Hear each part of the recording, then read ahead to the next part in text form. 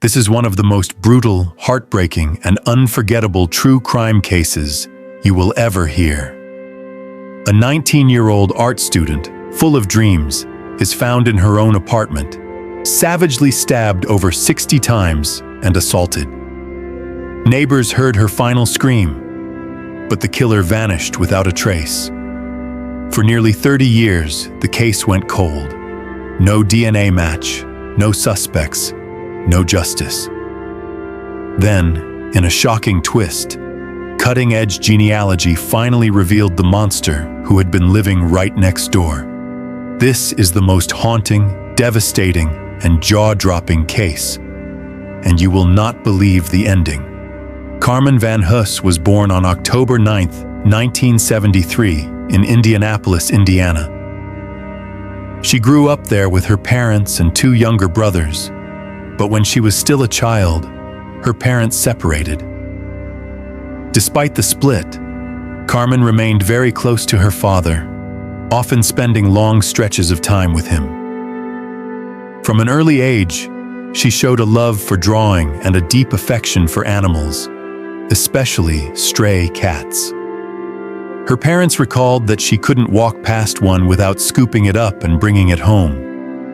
For a time, she dreamed of becoming a veterinarian. Later, she decided to follow her artistic passion instead, setting her sights on a career in the arts.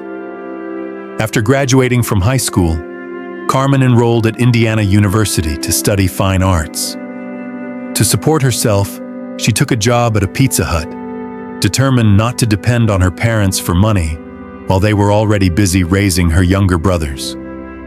In October 1992, she and her boyfriend rented their first apartment together, choosing a place close to her job. Carmen balanced her classes, her part-time work, and her long-term plans for a creative career. On the night of March 22, 1993, Carmen, then 19, visited her ailing grandmother in the hospital alongside her father and one of her brothers. Afterward, she drove them home. Her father suggested she spend the night. It was already late and her apartment complex was across town. Concerned for her safety, he thought it was the better option, but Carmen insisted she needed to get back. She had laundry to do and wanted her work uniform ready for her Pizza Hut shift the next day. She said her goodbyes and headed home. 2 days later, a friend dropped by the restaurant where Carmen worked, hoping to ask her for help landing a job there. Instead, she was told Carmen wasn't working that day. Speaking with the manager, she learned Carmen hadn't shown up for her shift the day before either. The manager explained that he'd called her several times without getting an answer and assumed she'd quit without notice. But Carmen's friend was immediately uneasy. Carmen was dependable, and quitting without a word didn't sound like her at all. Carmen's friend shared her concerns with the Pizza Hut manager and asked if there was an emergency contact on file. When Carmen was hired, she had listed her father's phone number, so the manager called him. Her father explained that he'd tried to reach her the day before but hadn't gotten an answer. At the time, he assumed she was busy at work, but now he felt a creeping sense of unease. Without hesitation, he drove straight to her apartment complex. The first thing he noticed was her boyfriend's car parked outside. Carmen often borrowed it, and her purse was sitting inside. He walked up to her apartment door and saw a note taped to it from the building manager. It was a complaint. Several neighbors had reported loud noises coming from her apartment late at night and were asking her to keep it down. Her father knocked, but there was no answer. He tried the door. It was unlocked. Inside, he was met with a nightmare. Carmen lay on the floor in a pool of blood, most of her clothes gone. Stunned, he stumbled back out and called for help. Paramedics arrived quickly, but it was too late. Carmen was already dead. This was no accident. She had been murdered. Police were called in immediately. Investigators began processing the scene and canvassing the neighbors for information. The note from the building manager became their first lead. The manager told them several residents had complained about loud noises coming from Carmen's apartment the night of March 22nd. Around 11:30 p.m., neighbors heard her arrive home, and she wasn't alone. A man was with her. As they walked up the stairs to her third-floor unit, Carmen's voice was light, laughing. The man's tone was equally cheerful, calm, almost intimate. Don't forget to subscribe to our channel. Your support means a lot to us and helps us grow. A huge thank you to everyone who's been watching. Around 1:30 a.m., neighbors heard more noise from Carmen's apartment. This time it wasn't laughter. It was her voice shouting, "Get away from me!" Moments later, footsteps pounded down the hall as someone ran out of the unit. Then, silence. Despite the obvious alarm in her voice, none of the neighbors called the police. The next morning, they simply complained to the building manager about the disturbance. When questioned later, they explained their inaction. They had assumed the man with Carmen that night was her boyfriend, and they didn't think anything criminal was happening. To detectives, the timeline was becoming clearer. Carmen was likely killed right around the time she screamed, nearly 2 full days before her body was found. Inside her apartment, investigators found empty food wrappers and a few beer bottles, signs that Carmen had spent the evening with someone she knew well. She had let him in, shared a meal, and spent hours in his company before the attack began. The living room appeared to be the primary crime scene. A table lay overturned. Pieces of Carmen's torn clothing were scattered across the floor. The scene told a story of violence and resistance. Detectives believed the killer had gone into the kitchen afterward, washing himself clean of blood before fleeing the apartment. The autopsy revealed the full brutality of the crime.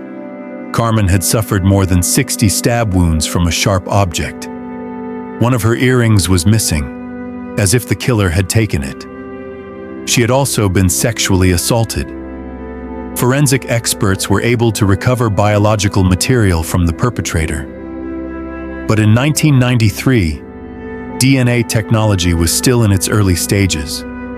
The samples were preserved, yet no profile could be generated at the time. Forensic experts combed through every piece of evidence from Carmen's apartment, but came up empty. No usable fingerprints. No trace of the killer's DNA. It left detectives with nothing. No physical evidence, no witnesses, and no clear idea of who this mystery man might be. Robbery was quickly ruled out. Nothing of value had been taken from the apartment. The first question investigators asked was the most obvious. Where had Carmen's boyfriend been? And could he have been involved? That theory didn't last long. They soon confirmed he was in Arizona at the time, thousands of miles away. With a rock-solid alibi, he was cleared almost immediately. Detectives then turned their attention to Carmen's circle of friends and acquaintances. Given the evidence and the sexual nature of the crime, they focused on men she knew but wasn't romantically involved with. Friends, co-workers, and others from her daily life. One by one, they were interviewed. None could be connected to the murder. Police could only hope that someone might draw suspicion. Fresh scratches, unusual behavior, or some other indirect clue. But nothing surfaced. A week after Carmen's murder, her family gathered for her funeral. Grief hung heavy in the air, but the pain was about to deepen. As her father stood by her casket, he received a phone call from the hospital. Carmen's grandmother had passed away, 2 crushing losses in the span of days. To make matters worse, the family was already struggling financially and couldn't afford another funeral. Friends and neighbors stepped in, organizing a fundraiser to help cover the costs. Through the generosity of the community, they managed to raise enough to give Carmen's grandmother a proper farewell. In the weeks after Carmen's murder, police worked relentlessly, chasing down every possible lead. They appealed to the public through television, newspapers, and radio, urging anyone with information to come forward. The calls came in, but none of the tips brought investigators any closer to solving the case. Eventually, the trail went cold. Detectives would revisit the file from time to time, but no matter how many times they reviewed the evidence, nothing new emerged. Carmen's family refused to give up. They stayed in constant contact with investigators, gave interviews to local media, and pleaded with the public for any scrap of information that might lead to answers. But their efforts, no matter how determined, never produced a breakthrough. Her father never recovered from the loss. For years, he poured himself into the fight for justice. But in 2002, tragedy struck again. He was killed in a car accident. After his death, the responsibility of keeping Carmen's case alive fell to her younger brother, Jimmy. He maintained regular contact with police, always hoping for an update. But every call ended the same way. There were still no leads. More than a decade passed like this. Year after year, the investigation stalled, each promising thread unraveling into yet another dead end. In 2013, Detective William Carter took a personal interest in Carmen's case. Carter wasn't part of the homicide unit. His day-to-day work focused on other crimes, but he had a passion for cold cases. He'd even solved one before, entirely on his own time. After reaching out to Carmen's family, Carter began combing through the decades-old investigation. Working only outside of his regular hours, progress was slow. His first move was to request a fresh forensic review of the evidence from Carmen's apartment, focusing on any trace of foreign DNA. Experts re-examined several items pulled from a trash bag and managed to recover a partial genetic profile. The problem? It wasn't complete enough to identify anyone. All they could confirm was that the DNA belonged to a man. In 2015, Carter pushed for testing of the biological samples taken from Carmen's body, confident that advances in forensic technology could finally produce a clear profile of the killer. But when the results came back, they threw him a curveball. The DNA from the body, according to the lab, belonged to a woman. Carter knew immediately something was wrong. Digging deeper, he learned the lab had made a major blunder. They had mixed up Carmen's DNA with that of a suspect in another case. He demanded a new analysis. This time, the lab refused, claiming they didn't have the funds, even though the mistake had been theirs. To make matters worse, the police department had already paid the lab $1,600 for the flawed test. There would be no refund. The department refused to authorize another round of DNA testing, but Detective William Carter wasn't ready to walk away. He was convinced that re-examining the evidence could be the key to finally bringing Carmen's killer to justice. So, he took matters into his own hands. In a bold move, Carter launched a crowdfunding campaign, appealing directly to the public for help. To show his commitment, he put in some of his own money. The response was overwhelming. In just 7 hours, the fundraising goal was not only met, but surpassed.